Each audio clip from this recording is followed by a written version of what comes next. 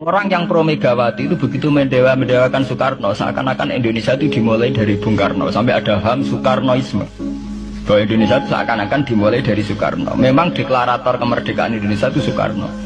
Tapi umat Islam atau partai-partai Islam itu tidak kecil hati. Karena embrio yang bernama Indonesia itu dari tahun 1908. Sebelum ada partai nasionalis yang berani melawan kolonialisme Belanda adalah partai-partai Islam, sehingga kebangkitan Indonesia dimulai 1908. Karena saat itu yang pertama mencetus ide melawan Belanda adalah kiai-kiai Islam, yaitu saat itu bikin serikat dagang Islam, terus lama-lama menjadi serikat Islam, terus lama-lama menjadi partai Islam. Dimulai dari angkatannya Hos Cokroaminoto, jenis Haji Umar Said Sinten Cokroaminoto, itu disingkat jenis Hos Cokroaminoto. Jadi tidak bisa Indonesia itu meninggalkan partai Islam, karena dulu pertama pendiri era kepartaian niku malah partai-partai apa? Islam yang lahir di Solo, di Jogja. Bahkan sebelum ada negara yang bernama Indonesia, itu ada negara yang bernama Demak Bintoro, ada Demak Ngayogyakarta apa? Karto. Itu semua negeri apa? Islam. Ya, paham? Sehingga secara kesejarahan kita tidak kalah sama tuanya Soekarnoisme atau partai PN. Dan sampai kan kita ini kan kayak dinabubukkan seakan-akan Indonesia itu dimulai dari Soekarno, sehingga nak wani Pak Karno itu koyok-koyok itu kita anti Indonesia. Ya kita tidak mungkin nggak menghormati Soekarno, beliau sebagai pahlawan besar kita hormati ya, tapi ya kebesaran Pak Karno demi bangsa Indonesia jangan kemudian direduksi, disederhanakan hanya melewati partai. Ya itu kan namanya pekerdian.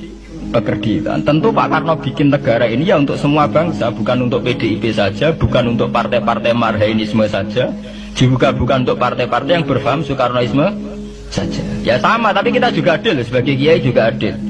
Hos Cokroaminoto bikin partai Islam adalah untuk mengusir Belanda dari bumi Indonesia, yang nantinya juga untuk kepentingan semua bangsa Indonesia, tidak hanya yang Islam saja. Ya kita adil, sama-sama adil. Saat nasionalisme tidak mengurangi keagamaan, saat keagamaan tidak mengurangi nasionalis. Tapi itu tadi, kemudian ini dikerdilkan secara politik. Di sawangannya nawas duet Pak Hasim Mega nasionalis religius itu sudah ditren. Agar duet tenangane pasangan nasionalis sampai religius. Apa nak nasionalis terus wajib sholat? Apa nak religius terus gak wajib nasional? Sebetulnya itu kan apa kan orang Indonesia itu wajib sholat hanya karena atas nama nasionalisme. Apa nak gue ngiyai itu wajib bayar pajak. Itu kan pengkerdilan, proses pembohongan ya. Pembohongan secara publik. Itu dibodokno, sedurunge bodoh itu kan. Itu kan repot. Namanya sedurunge bodoh dibodokno ngene apa? Nurut. Makanya kalau seneng ya, kayak kemarin Hari Kebangkitan Nasional itu seneng kalau diungkap terus di TV bahwa kebangkitan Indonesia dimulai dari 1908.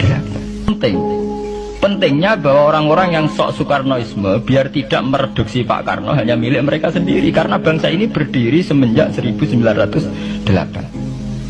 Dimulai dari gerakan Budi Utomo sampai Hos Cokroaminoto sampai macam-macam ya, serikat-serikat Islam. Tapi ini terungkap sausé tukaran. Jadi sebetulnya Presiden Gus Dur jadi presiden biasa karena Basim Asari berjuang sebelum tahun 45. Megawati biasa.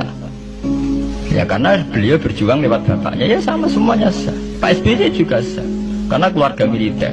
Apa meneh dekne mantune Sarwaedi sing ra roh sapa? Perjuangannya mertuane. Gak iso adol bapak ya adol mertuane. Pokoknya sing dikena didol pokoknya. Tapi artinya sama, kita secara sejarah itu sama. Kita sebagai santri juga tidak kalah sejarah. Karena berdirinya nasional sudah lewat para kiai. Itu takokno sejarawan manapun, kayak profesor siapa di UI, siapa saja profesor-profesor sejarah bilang bahwa awal kebangkitan Indonesia itu dari partai-partai Islam.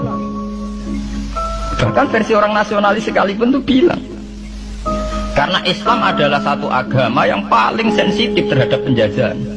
Karena Islam melahirkan satu paham jihad, bahwa ketika ada kolonial Belanda, wong Islam terinspirasi harus jihad, sehingga lahir partai-partai Islam. Dulu yang dilawan itu perdagangan. Ini kalau cerita sejarah, santri-santri sadar. Jadi santri salaf dengan model sekarang sing raro duit, raro dagang itu sebetulnya mengkhianati pendiri santri. Lha mboten niku lho fair, sing gak seneng dagang, gak seneng mergawe itu mengkhianati pendiri pesantren. Sampai lihat sejarah, tahun 1908 itu namanya tidak SI, tidak Serikat Islam, tapi Serikat Dagang Islam. Karena para kiai adalah melawan dominasi Cina di Surakarta dan dominasi Belanda menguasai sentra-sentra perdagangan. Sehingga yang dilawan pertama adalah piye supaya kolonial gak menguasai aset-aset ekonomi. Sama takono sejarah, cek versi kiai, cek versi buku, asal gak versi klenek. Itu pertama yang dilawan para ulama adalah penguasaan aset ekonomi oleh Cina dan Belanda, sehingga mereka bikin serikat.